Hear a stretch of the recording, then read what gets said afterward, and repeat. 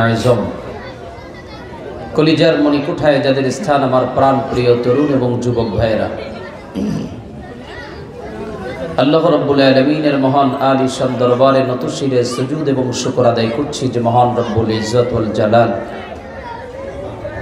সালাতুল ইশা আমাদেরকে জামাতের সাথে আদায় করে আল্লাহর কোরআনুল কারীমকে সামনে রেখে কোরআন এবং হাদিসের আলোচনার দামি মজলিসে আমাদেরকে সমবেত হওয়ার তৌফিক দান করেছেন। এজন্য আমরা গোলাম হয়ে মালিককে খুশি করার জন্য দিল থেকে শুকর আদায় করছি আলহামদুলিল্লাহ। প্রিয় ভাইরা, আমি প্রথমে একটা অনুরোধ আপনাদের কাছে করতে চাই।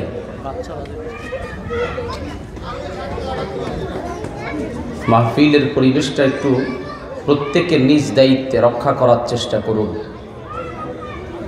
আশপাশে বাচ্চারা যারা কথা বলছে ওরা তো বুঝে না, ওদেরকে আপনারা বড়রা একটু বুঝায় বলুন, ওদেরকে ঠান্ডা করার চেষ্টা করুন। পাশাপাশি এখনো পর্যন্ত যারা চায়ের দোকানে আছেন, অবহেলার সময় নষ্ট করছেন, আপনাদের কাছে বিনীত অনুরোধ হচ্ছে এই মাদ্রাসার উদ্যোগে আজকেই একদিন ব্যাপী মাহফিল, আগামীকালকে আপনাদেরকে আর বিরক্ত করা হবে না। অতএব আজকে একটা দিনের জন্য চায়ের দোকান থেকে একটু নিজেকে বিরত রেখে কোরআনের মজলিসে একটু আসা যায় কিনা, এটা আমার অনুরোধ। আমি যেহেতু আপনাদের এলাকারই পাশেই কেন্দ্রীয় মসজিদের দায়িত্বে আছি, আমি বেশি কথা বলবো না। আজকে আমরা মেহমানদের কাছ থেকে কথা শুনব। প্রধান আকর্ষণ আছেন মৌলানা জসিমউদ্দিন আশরাফি। আমরা ওনার কণ্ঠ থেকে কোরআন এবং হাদিসের আলোচনা শুনব। এলাকার ইমাম হিসাবে যতটুকু সম্মান প্রদর্শন করা হয়েছে তাদেরকে আন্তরিক কৃতজ্ঞতা এবং মোবারকবাদ জানিয়ে, আমার সময় একেবারে কম, খুব বেশি লম্বা সময় নেওয়ার সুযোগও নাই। যতটুকু সময় থাকবো ততটুকু সময় আমি চাই যারা এখনো দূরে আছেন আপনাদেরকেও কাছে নিয়ে, সবাইকে নিয়ে কোরআন এবং হাদিসের আলোচনায় যতটুকু পারি আমি আমার ক্ষুদ্র জ্ঞানে আল্লাহর কালাম থেকে যদি আল্লাহ কিছু দেন সেটা বলা। অতএব আপনাদের কাছে বিনীত অনুরোধ করছি, মাহফিলের দিল হলো শ্রোতা। মাহফিলের প্যান্ডেল যত সুন্দর হোক, যতই ফুল দিয়ে সাজানো হোক, এগুলো মাহফিলের সৌন্দর্য না। মাহফিলের সৌন্দর্য হচ্ছে মূলত শ্রোতা। তো আপনারা যারা এখনো দূরে আছেন, মনে করছেন যে রাত 10টা বাজুক তারপরে প্রধান অতিথির ওয়াজ শুনতে যাব, তো আপনাদের কাছে অনুরোধ, সামনে যদি আপনাদেরকে না পাই, হয়তো দূরে বসে অনেকে শুনবেন বা শুনছেন, সামনে কাছে না পেলে আলোচনা তো আর মুখস্থ বলা যায় না, এটা ভেতর থেকে আসতে হয়। তো সেই পরিবেশটা করার জন্য হলেও আপনারা অন্তত মেহেরবানি করে মাহফিল ময়দানে এসে হাজির হন। আমি আর লম্বা চওড়া কোনো কথা না বলে সরাসরি কোরআনুল কারীমের সংক্ষিপ্ত আলোচনায় মনোনিবেশ করছি। রব্বুল আলামিন যেন আপনাদের সকলকে শ্রবণ করে আমল করা এবং আমি অধমকে বলে সে অনুযায়ী আমাকেও আমল করার তৌফিক মালিক দান করেন। আল্লাহ যেন এই মাহফিলকে কবুল করেন, আল্লাহ যেন এই মাদ্রাসাকে কবুল করেন। পড়েন আল্লাহুম্মা আমিন। সম্মানিত হাজিরিন, যেহেতু আমরা কোরআনুল কারীমের একটি দ্বীনি মারকাজে বসেছি, আলোচনাও হবে কোরআন এবং হাদিসের। পৃথিবীতে সর্বোৎকৃষ্ট কথা, সর্বোৎকৃষ্ট বাণী, সর্বোত্তম কথা, সব কথার উপরেও যদি আপনি বিচার করেন তাহলে আল্লাহর কথার থেকে দামি কোনো কথা আছে? জোরে বলতে হবে, আছে? আল্লাহর কথার থেকে দামি কথা আর কি হতে পারে? এই জন্য কোনো একজন মুফাসসির লিখেছেন, যদি তোমরা আল্লাহর সাথে কথা বলতে চাও, আল্লাহর কথা শুনতে চাও, তুমি একটা বলবা, তোমার পাল্টা জবাব আল্লাহ তোমাকে আরেকটা দিবেন। কথোপকথন তো এভাবেই হয়। আল্লাহর সাথে যদি তোমরা এভাবে কথা বলতে চাও তাহলে তোমরা নামাজে দাঁড়িয়ে যাও। কথাগুলো কাটা কথা, কিন্তু দাম আছে না নাই খুব খেয়াল করেন, এটা একটু আমলে নেওয়া যায় কিনা দেখেন। তোমরা যদি আল্লাহর সাথে কথা বলতে চাও, আল্লাহর সাথে কথোপকথন করতে চাও, তাহলে তোমরা নামাজে দাঁড়িয়ে যাও। কারণ নামাজে বান্দা যখন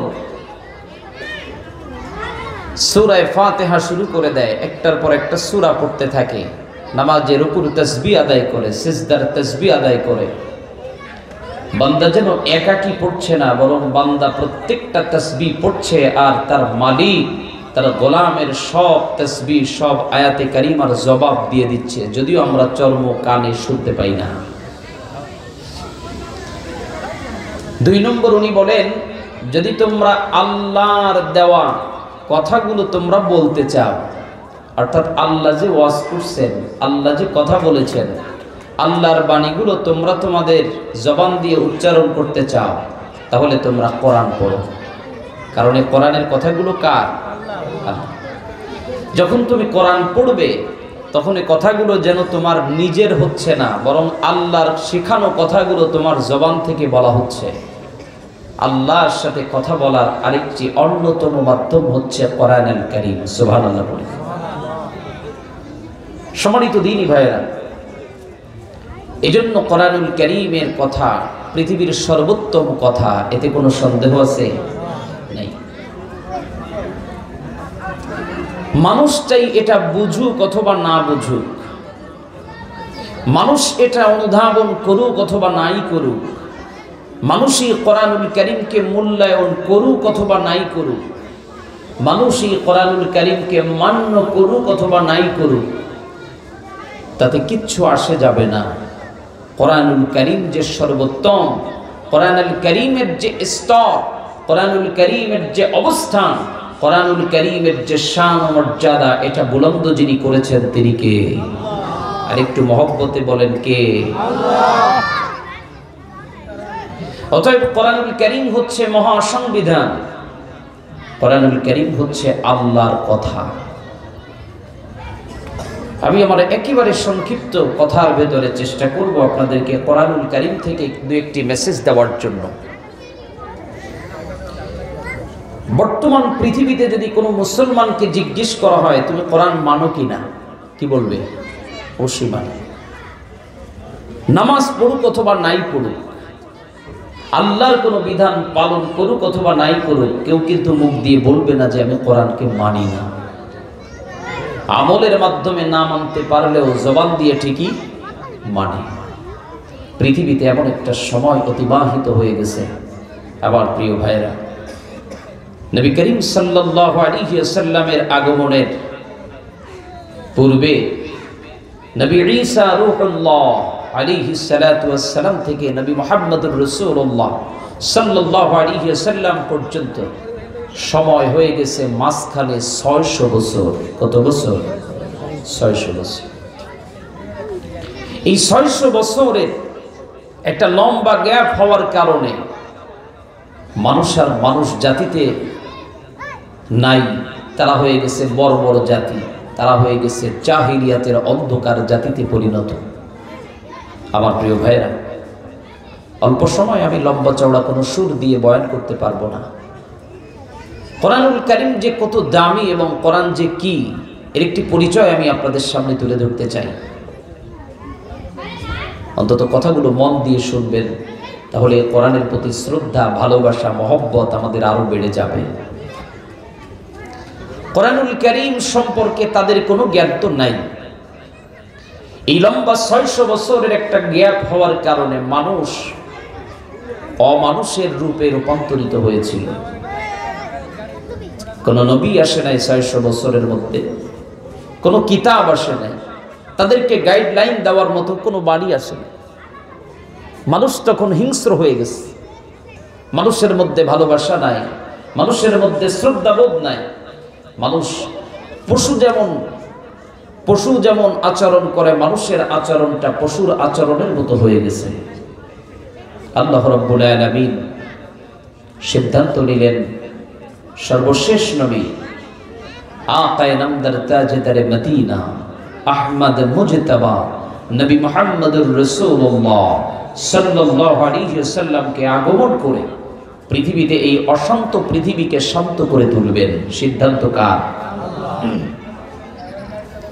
এখন নবীজি যে অশান্ত পৃথিবীকে শান্ত করার জন্য যে কথাগুলো বলবেন, এই কথাগুলো যদি নবীজির নিজের কথা হয় তাহলে মানুষেরা মানবে না, এটা আল্লাহ ভালো করে জানেন। একটু বুঝে বলেন তো, আমি যদি আমার নিজের থেকে কথা বলি আপনারা কি মানবেন? কিন্তু কথাগুলো যদি আল্লাহর হয় তাহলে কথাগুলো আপনারা মানতে বাধ্য, ঠিক কিনা? কারণ আপনি তো আমার কথা শুনবেন না, শুনবেন তো আল্লাহর কথা। নবীজি সাল্লাল্লাহু আলাইহি ওয়াসাল্লাম নিজের থেকে কোনো কথা বললে মক্কার মানুষেরা মানবে না, এটা আল্লাহ ভালো করে জানেন। কারণ তারা অমানুষের আচরণে পরিণত হয়ে গেছে। তাদেরকে এখন আর দুনিয়ার কোনো মানুষের সভ্য আচরণ দিয়ে সভ্যতা শেখানো যাবে না। তাদেরকে এখন সভ্য জাতিতে পরিণত করতে হলে গোটা পৃথিবীর মসনদ যিনি পরিচালনা করেন রব্বুল আলামিনের কথা দিয়েই তাদেরকে শান্ত করতে হবে। আল্লাহ পাক সিদ্ধান্ত নিলেন নবীজি সাল্লাল্লাহু আলাইহি ওয়াসাল্লামকে আগমন করাবেন, এবং শুধু তাই নয়, বরং তাকে উপযুক্ত বয়স 40 বছর যখন হয়ে গেছে, এবার আল্লাহ পাক সিদ্ধান্ত নিলেন আমার হাবিবের উপরে আমার ওহীর বাণী দিয়ে, কোরআন আল কারীমের ঐশী গ্রন্থ দিয়ে, কোরআন আল কারীমের ঐশী অমীয় বাণী সুধা দিয়ে এই অশান্ত পৃথিবীটাকে শান্ত করে দিব।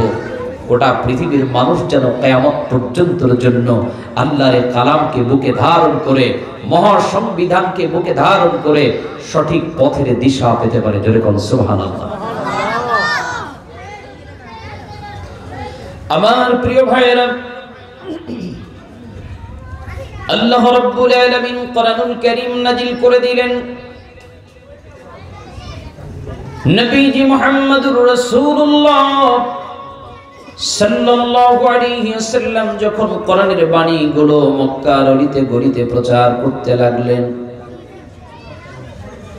মক্কার মানুষেরা স্বাভাবিকভাবে মদিনার তুলনায় মক্কার আবহাওয়া গরম, আর মদিনার তুলনায় মক্কার মানুষের মন মেজাজ অনেক চড়া। মক্কার মানুষেরা কোরআনুল কারীমকে সঠিকভাবে গ্রহণ করতে চাইল না, আল্লাহর বাণীর মূল্যায়ন তারা করতে চাইল না। আল্লাহর হাবিব বিশ্ব নবী আমার জনাবে মুহাম্মদুর রাসূলুল্লাহ সাল্লাল্লাহু আলাইহি ওয়াসাল্লাম যখন কোরআনুল কারীম তেলাওয়াত করতে যান, তখন মক্কার কাফিরেরা কোরআন তেলাওয়াতে পর্যন্ত বাধা প্রদান করে দেয়। শুধু তাই নয়, কোরআনুল কারীম থেকে নিজেরা তো শুনবেই না, বরং কোরআন যেন মানুষ শুনতে না পারে এ ব্যাপারে মক্কার কাফের নেতারা যত পদক্ষেপ নেওয়া যায় সব কর্মসূচি পালন করে কোরআন থেকে মানুষকে দূরে সরাতে চায়। একটু মন থেকে বুঝে বলেন তো, কোরআন থেকে মানুষকে দূরে সরানোর চেষ্টা করলেও সম্ভব হবে? কারণ কোরআনুল কারীমের হেদায়েতের নূর আল্লাহ পাক যার অন্তরের মধ্যে দিবেন, আল্লাহ রাব্বুল আলামিন যাকে হেদায়েতের মালা গলায় পরিধান করিয়ে দিবেন, দুনিয়ার সব শক্তি যদি একত্রিত হয়ে যায়, কোন শক্তি আল্লাহর কোরআনের নূর থেকে বান্দাকে দূরে সরাতে পারবে না। আর যদি আল্লাহ পাক হেদায়েত না দেয়, পৃথিবীর সব ওয়াজ তার পেটের মধ্যে ঢুকায়া দিলেও বান্দা হেদায়েত পাবে না। কথা বলেন ঠিক কিনা? হেদায়েতের মালিক কে? আর আসতে বলেন কে? আমার ভাইরা আমার দিকে লক্ষ্য করেন। বিশ্ব নবী এবার আল্লাহর অমীয় বাণী, আল্লাহর কালাম যখন তেলাওয়াত করেন, মক্কার কাফির নেতারা এবারে বিভিন্ন পর্যায়ে বাধা দিতে লাগে। কিন্তু মজার ব্যাপার হলো, যখন কাফির নেতারা বাধা দিতে যায়, যে জিনিস যত বেশি বাধা দিতে যায় মানুষের অভ্যাস হলো সেই জিনিসের প্রতি মানুষের আকর্ষণ বেড়ে যায়। আমি যদি এই পাত্রের মধ্যে একটা জিনিস রেখে দেই, ঢেকে রাখি, কি আছে এর মধ্যে, আপনাদের দেখার প্রতি আকর্ষণ কৌতূহল বেড়ে যাবে। যে কি আছে একটু দেখবো। আর যদি ক্লিয়ার করে দিই বাইরের থেকেও দেখা যাচ্ছে, তাহলে মানুষ আর এটা দেখার জন্য দূর থেকে আসবে না, কারণ দূর থেকেই তো দেখা যায়, ঠিক কিনা? মানুষ অজানা বিষয়ের প্রতি কৌতূহল বেশি জন্মায়। যেই না মক্কার কাফির নেতারা বাধা দিতে লাগলো, মক্কার মানুষের অন্তরের মধ্যে কৌতূহল জেগে গেছে। কি ব্যাপার, মক্কার নেতারা বাধা দেয় কেন? কি আছে মুহাম্মদের দরবারে? একটু দেখার জন্য হলেও যায়। যেই মানুষটা দেখার জন্য, এক পলকের জন্য দেখার জন্য নবীজির কদম মোবারকে হাজির হয়ে যায়, আল্লাহর কসম ওই মানুষটা আর স্বাভাবিক মস্তিষ্কে ফিরে যায় না, হেদায়েতের মালা গলায় পরিধান করে তার বাড়িতে ফিরে যায়। শুধু তাই নয় আমার প্রিয় ভাইয়েরা, শেষ পর্যন্ত মক্কার নেতারা যখন লক্ষ্য করলো না না না, মক্কার মানুষদেরকে কোরআন থেকে দূরে সরানো যায় না, তারা সিদ্ধান্ত নিল মক্কার মানুষদেরকে যদি মুহাম্মদের দরবার থেকে দূরে সরাতে হয় তাহলে আর বাধা প্রদান করে হবে না, কারণ যতই বাধা দেই গোপনে সব ইসলাম গ্রহণ করে যায়। বাধা দিলে আর কাজ হবে না, তাহলে কি করা যায়? নেতারা এবার রাস্তার মোড়ে মোড়ে দাঁড়িয়ে আল্লাহর নবীর ব্যাপারে তহমত দিতে লাগলো। মোহাম্মদ আব্দুল্লাহর বেটা মোহাম্মদ তো পাগল হয়ে গেছে। কি হয়ে গেছে? পাগল।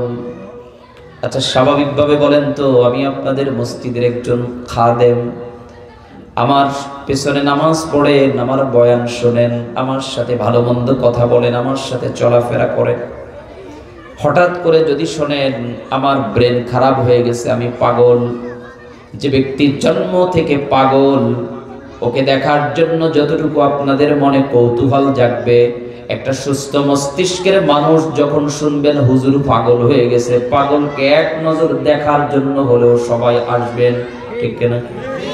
বুঝতে অসুবিধা হচ্ছে না তো? জন্ম থেকে যেই লোকটা পাগল পাগলামি করে বেড়ায়, তাকে দেখার জন্য মানুষের এত আগ্রহ তৈরি হয় না। মক্কার নেতারা যখন নবী মুহাম্মদুর রাসূলুল্লাহ সাল্লাল্লাহু আলাইহি ওয়াসাল্লামের ব্যাপারে মক্কার অলিতে গলিতে পাগল প্রচার করে দিল, সাধারণ মানুষগুলো চিন্তা করতে লাগলো কি ব্যাপার, 40টা বছর পর্যন্ত যেই মুহাম্মদ আমাদের সুখে দুঃখে পাশে ছিল, হঠাৎ আবার তার কি হলো? নেতারা পাগল বলে কেন? দেখি তো পাগলামি কি করে, একটু মুহাম্মদের পাগলামিটা দেখে আসি। অপ্রিয়জন যেই না পাগলামি দেখতে একটা নজর চলে যায় নবী মুহাম্মদুর রাসূলুল্লাহ সাল্লাল্লাহু আলাইহি ওয়াসাল্লামের দরবারে যেতে দেরি, যেই না নবীজির নুরানি চেহারা মোবারকের দিকে তার দৃষ্টিটা যায়, তখন নিজ মন থেকেই বলে আসে না না, এটা দুনিয়ার কোনো পাগল হতে পারে না, এটা হলো আল্লাহর পাগলা। পাগল তো স্বাভাবিক, পাগলের কিছু বেশ থাকবে, চুল উড়োনাড়া থাকবে, পাগলের পোশাকগুলো অপরিষ্কার থাকবে, পাগলের চলাফেরা হবে পাগলামি, পাগলের কথার কোনো ব্যালেন্স থাকবে না, যা মনে চায় তাই বলবে। কিন্তু নবীজির দরবারে যখন আল্লাহর নবীর সান্নিধ্যে চলে আসে, তখন তারা লক্ষ্য করে না না, নবীজির এত সুন্দর ফুটফুটে চেহারা এবং তিনি থাকতেন পরিপাটি, আল্লাহর নবী অপরিষ্কার অপরিচ্ছন্নতাকে পছন্দ করতেন না, সব সময় পরিপাটি, পরিষ্কার পোশাক, পরিষ্কার অবস্থান, পরিষ্কার জায়গায় চলাফেরা করতেন। যেই না মানুষগুলো পাগল দেখতে আসতো, একটা নজর নবীজির চেহারার দিকে লক্ষ্য করে তাকিয়ে দেখতো, তখন নিজেরা অজান্তেই বেরিয়ে আসতো না না না, এটা পাগল হতে পারে না, পাগলের মুখ থেকে কোনোদিন দামি কথা বের হয় না, পাগলের মুখ থেকে তো পাগলামি কথাই বের হবে, ঠিক কিনা? মানুষগুলো লক্ষ্য করে তার জবান থেকে যেই কথাগুলো বের হয়, এটা দুনিয়ার জমিনে কোনোদিন আমরা শুনি নাই, বরং এই কথাগুলো একমাত্র কার? আল্লাহর অমীয় বাণী যখন তারা কানে শুনতে পায়, আল্লাহর ওই শিবানী তার হৃদয়ের মধ্যে এমন কম্পন তৈরি করে দেয়, আল্লাহর অমীয় সুধাগুলো শুনে শুনে মানুষগুলো, যেই মানুষগুলো পাগল দেখতে এসেছিল, পাগল দেখার জন্য আর এসে ওই মানুষগুলো ইসলামের প্রেমে পাগল পারা হয়ে আল্লাহর প্রেমে পাগল হয়ে কালেমা পড়ে মুসলমান হয়ে যায়। আমার প্রিয় ভাইয়েরা, শেষ পর্যন্ত মক্কার নেতারা সিদ্ধান্ত নিল, না না না, এটা এইভাবে করে কোরআন থেকে দূরে সরানো যাবে না। পাগল বললাম, তারপরও পাগলের থেকে মানুষ দূরে তো যায় না, বরং পাগল দেখার জন্য যেই আসে সেই তো মুসলমান হয়ে যায়। দিন যত যাচ্ছে ইসলামের পক্ষে লোক বেড়ে যায়, সমর্থন বেড়ে যায়, নেতাদের মাথা গরম। কি আজীব ব্যাপার, কোনোভাবেই তো ঠেকাতে পারি না।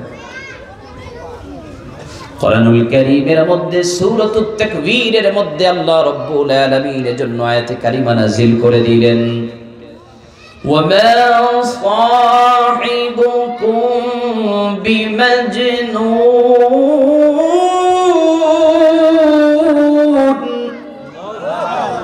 কোরআনুল কারীমের আয়াতে কারিমা নাযিল করে দিয়ে আল্লাহ তাআলা নিজে প্রমাণ করে দিলেন, দলিল দিয়ে দিলেন, না না না, আমার বন্ধু পাগল না, আমার বন্ধু সুস্থ মস্তিষ্কের। সুবহানাল্লাহ পড়েন।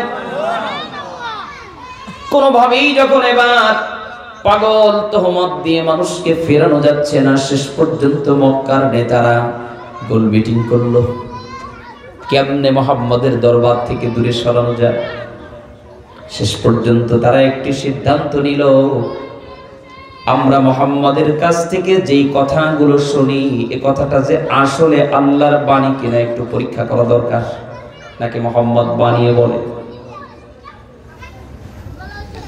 মানুষের মনে কৌতূহল জাগলো। এবার কাফের নেতারা আল্লাহর নবী, বিশ্ব নবী রাহমাতুল লিল আলামিনের দরবারে এসে হাজির। ও আব্দুল্লাহর বেটা মুহাম্মদ, বলো তুমি যে আল্লাহর বাণী শোনাও, যে কালাম থেকে আমাদেরকে কথা শোনাও, এটা কার বাণী? আসলেই কি আল্লাহর বাণী কিনা?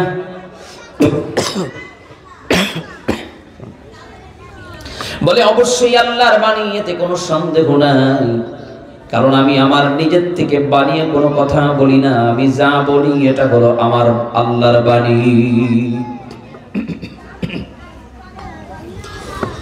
বিশ্ব নবীর দরবারে এসে এবার কাফেররা বলতে লাগলো,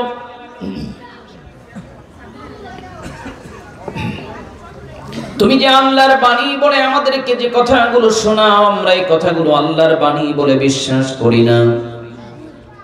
নাউজুবিল্লাহ, আসতে বলো। বলে তাহলে কি করতে হবে? বলে আমরা মনে করি তুমি এটা বানিয়ে বানিয়ে তোমার নিজের থেকে কথা বলো।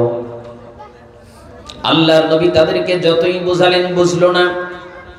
শেষ পর্যন্ত আল্লাহ রাব্বুল আলামিন নবীজি মুহাম্মদ সাল্লাল্লাহু আলাইহি ওয়াসাল্লামের কাছে ওহীর বাণী নাযিল করে দিলেন। বিশ্ব নবী আমার জানিয়ে দেন, এটা কোনো দুনিয়ার বানানো কিতাব না, কথাগুলো যার তিনি কে। কোরআনুল কারীমের সূরাতুল বাকারা 23 নম্বর আয়াতে কারিমার মধ্যে আল্লাহ রাব্বুল আলামিন বলছেন, ওয়া ইন কুনতুম ফি রাইবিম মিম্মা নাযালনা আলা আবদিনা ফাআতু বিসূরাতিন মিন মিসলিহি ওয়াদউ শুহাদাআকুম মিন দুনিল্লাহ من دون الله إن كنتم صادقين।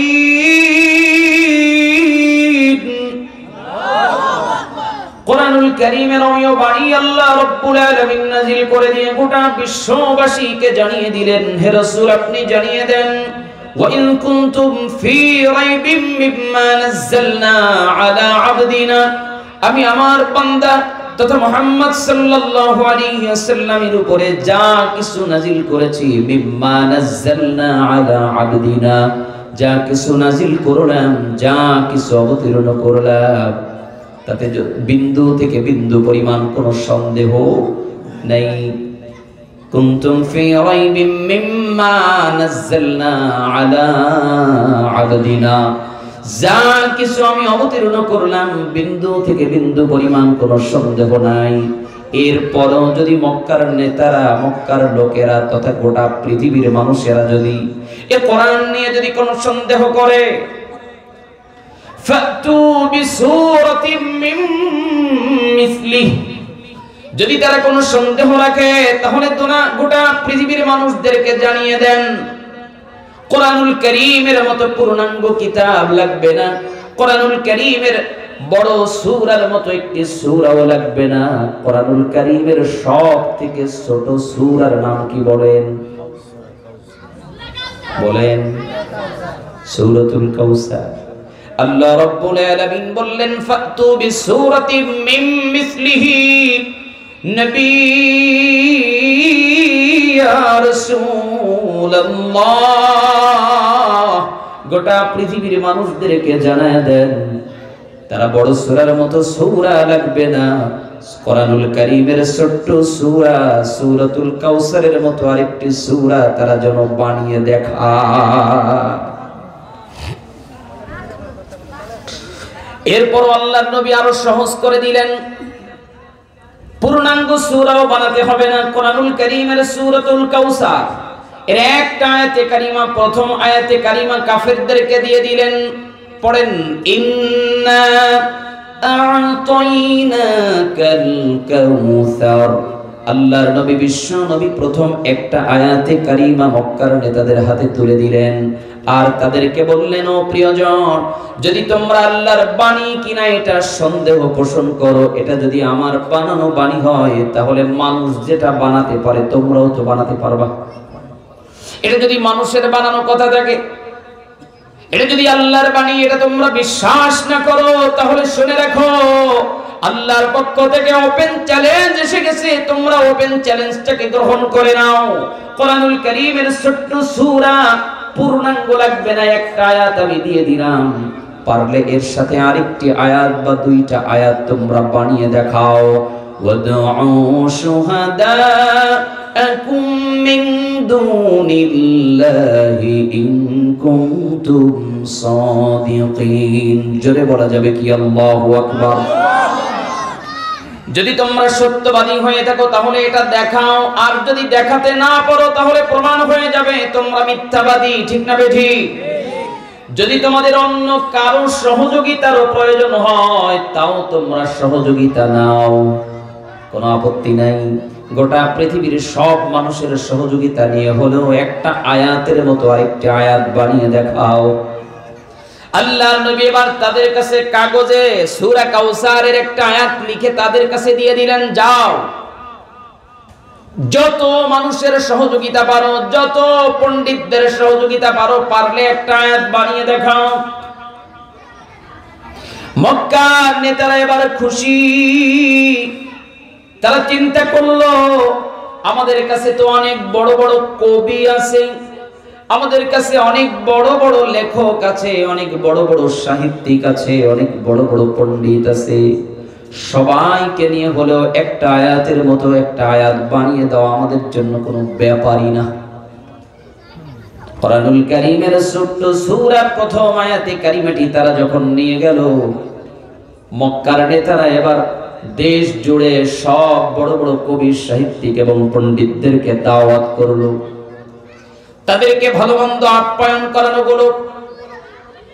নেতারা বলতে লাগলো, তোমাদের কাছে একটাই চাওয়া, আমাদের মুহাম্মদ সাল্লাল্লাহু আলাইহি ওয়াসাল্লামের কাছ থেকে একটা বাক্য নিয়ে এসেছি, এই বাক্যের মতো অনুরূপ আরেকটি বাক্য তোমরা যদি বানিয়ে দিতে পারো, দুনিয়ার জীবনে যা চাও, নারী, গাড়ি, বাড়ি সব কিছু আমরা বহন করব, সারাটা জীবন থাকা খাওয়া পড়া নিয়ে কোনোদিন টেনশন করা লাগবে না। চাওয়া হলো একটা, সেটা হলো একটা আয়াতের সাথে, একটা বাক্যের সাথে আরেকটা বাক্য বানিয়ে দাও। মক্কার নেতারা এবার এই বাণীটাকে বড় বড় কবি, সাহিত্যিক, পণ্ডিতদের হাতে তুলে দিয়েছে।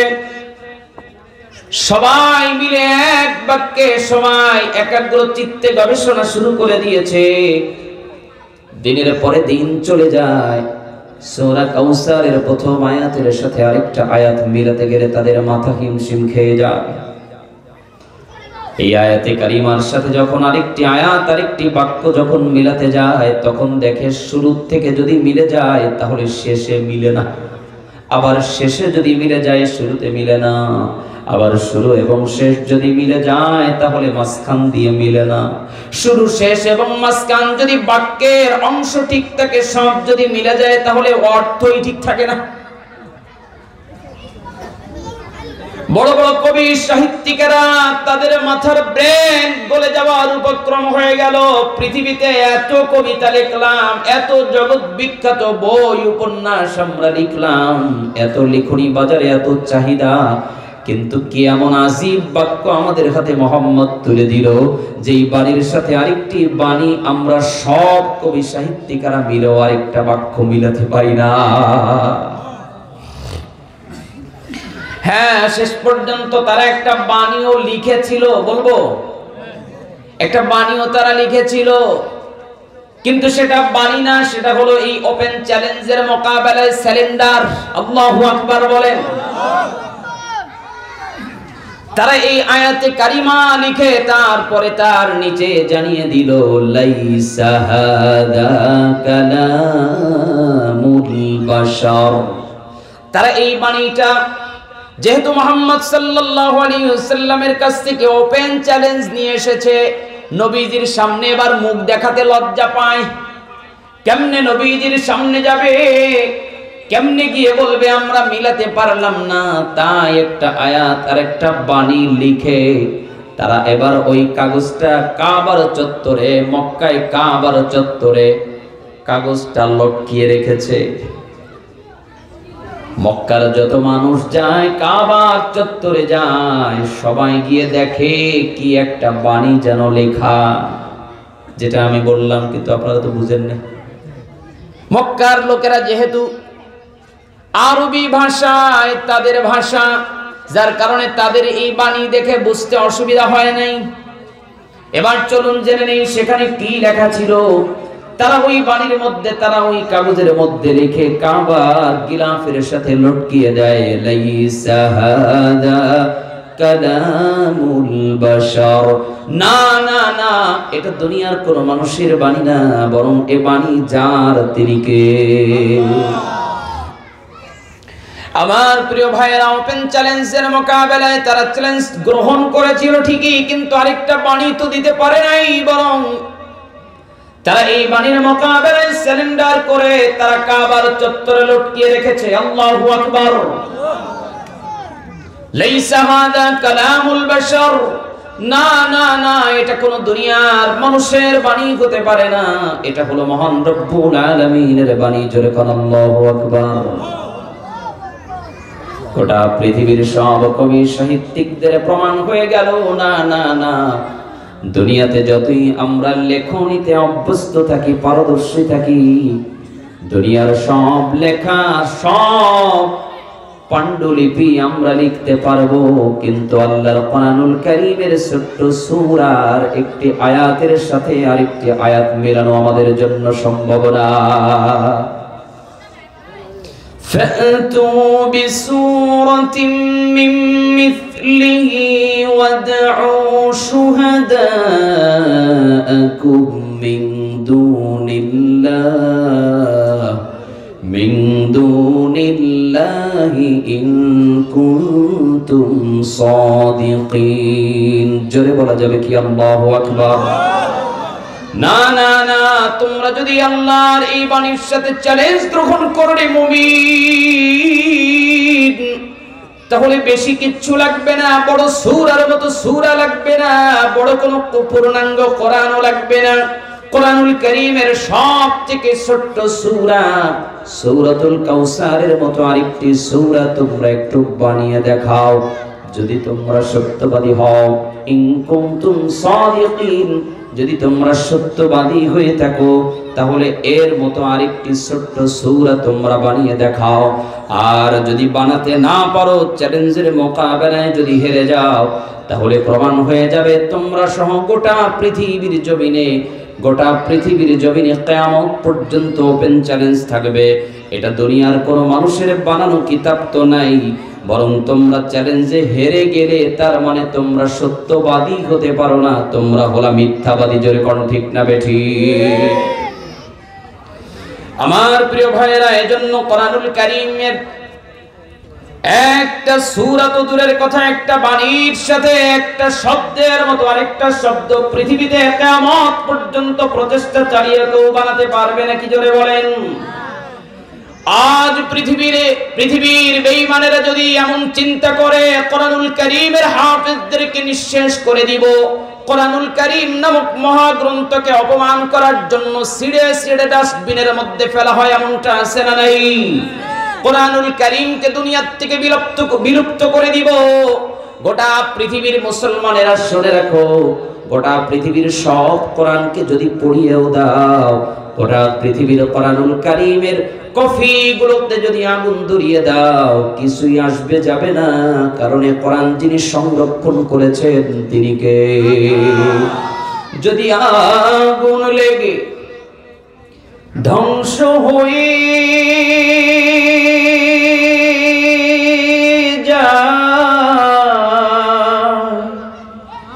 ধ্বংস হয়ে যায়, যদি আগুন লেগে ধ্বংস হয় পৃথিবীর সব বইয়ের দোকান, তবে বিশ্ব থেকে হারাবে না পবিত্র কোরআন। ঠিক না বেঠি? আস্তে ঠিক না জোরে ঠিক?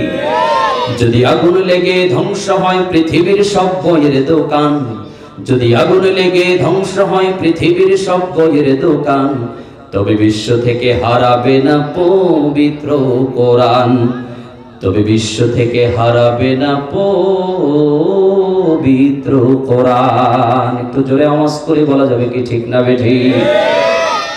করবে কেমন করে কোরআন ধ্বংস আগুনের তেজ, করবে কেমন করে কোরআন ধ্বংস আগুনের তেজ, আছে বিশ্ব ভরা অগণিত কোরআনের হাফেজ।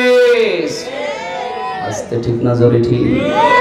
আজকেও মাদ্রাসা থেকে অনেক হাফেজ কোরআন পাগড়ি পাবে। হুজুর চলে আসছে না? ছেড়ে দিব? আজকেও পাগড়ি পাবে অনেক হাফেজ কোরআন, এখান থেকে বের হবে। গোটা কোরআনুল কারীমের কপিগুলোকে যদি বেঈমানেরা ছিঁড়ে ডাস্টবিনে ফেলে দেয়, আগুন দিয়ে ধরিয়ে দেয়, আবার কোরআনুল কারীমের শুরু থেকে শেষ পর্যন্ত আবার লিখে দেওয়ার সক্ষমতা হাফেজদের সিনার মধ্যে আল্লাহ দিয়েছেন কিনা? করবে কেমন করে কোরআন ধ্বংস আগুনের তেজ, আছে বিশ্ব ভরা অগণিত কোরআনের হাফেজ। তারা ছাপায় আসমানি গ্রন্থ, তারা ছাপায় আসমানি গ্রন্থ, বাঁচাবে ইসলামের মান। কথা কন, বাঁচাতে পারবে না? তারা ছাপায় আসমানি গ্রন্থ, তারা ছাপায় আসমানি গ্রন্থ, বাঁচাবে ইসলামের মান, তবে বিশ্ব থেকে হারাবে না পবিত্র কোরআন। যদি আগুন লেগে ধ্বংস হয় পৃথিবীর সব বইয়ের দোকান, যদি আগুন লেগে ধ্বংস হয় পৃথিবীর সব বইয়ের দোকান, তবে বিশ্ব থেকে হারাবে না পবিত্র কোরআন, তবে বিশ্ব থেকে হারাবে না পবিত্র কোরআন। আমরা সে কোরআনের পক্ষে আছি না নাই? হাত তুলে আল্লাহকে সাক্ষ্য দেন, আছি না নাই? এই কোরআনের পক্ষে আছি না নাই? আমাদের ব্যক্তি জীবন, আমাদের সামাজিক জীবন, আমাদের রাষ্ট্রীয় জীবন, আমাদের রাজনৈতিক জীবন, আমাদের আন্তর্জাতিক জীবন, রান্নাঘর থেকে নিয়ে শুরু করে সংসদ ভবন পর্যন্ত জীবনের প্রত্যেকটা পরতে পরতে প্রত্যেকটা পদচারণায় আল্লাহর কোরআনকে মানতে রাজি আছি না? আল্লাহ এই কোরআনকে শুধু ঘরে না বরং সংসদেও আমাদেরকে দেখার সৌভাগ্য, আমাদেরকে দুই চোখে দেখার সুযোগ যেন মালিক দান করেন। পড়ে না আমিন? কোরআনের পক্ষে থাকবেন তো ইনশাআল্লাহ?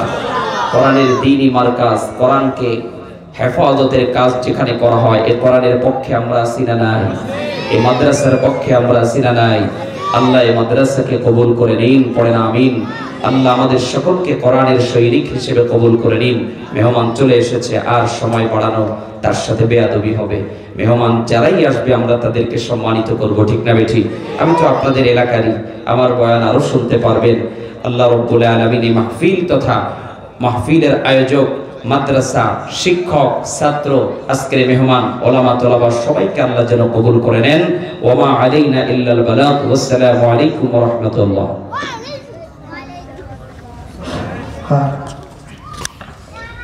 আলহামদুলিল্লাহ, সুম্মা আলহামদুলিল্লাহ। হযরত অনেক গুরুত্বপূর্ণ আলোচনা করতেছিলেন, কিন্তু সময় স্বল্পতার কারণে আমরা হযরতকে সময় দিতে পারি নাই। আমরা সকলে দোয়া করব আল্লাহ তাআলা যেন হযরতের হায়াত এবং আমলে বারাকা দান করেন, সকলে আমিন। এই পর্যায়ে যিনি গুরুত্বপূর্ণ নসিহত পেশ করবেন, হযরত মাওলানা মুফতি ইকবাল কবির ফারুকি সাহেব, ইমাম ও খতিব, পানবাজার জামে মসজিদ, নারায়ণগঞ্জ। এ পর্যায়ে যিনি গুরুত্বপূর্ণ নসিহত পেশ করবেন, হযরত মাওলানা মুফতি ইকবাল কবির ফারুকি সাহেব, ইমাম ও খতিব, পানবাজার জামে মসজিদ, নারায়ণগঞ্জ, ঢাকা। আমি হযরতকে ওনার শার গর্ব তাকবীর পেশ করার জন্য মাহফিল ইন্তেজামিয়া কমিটির পক্ষ থেকে সবিনয় অনুরোধ করছি। আমরা যারা এখনো দোকানপাটে রাস্তাঘাটে ঘোরাফেরা করতেছি, আমরা সকলেই মাহফিলের প্যান্ডেলের নিচে চলে আসি। আমাদের দাওয়াতি মেহমানগুলো একের পর এক ধারাবাহিকভাবে আলোচনা করবে ইনশাআল্লাহ।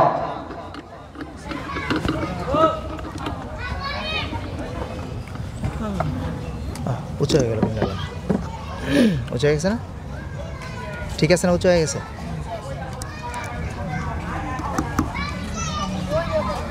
সুইচ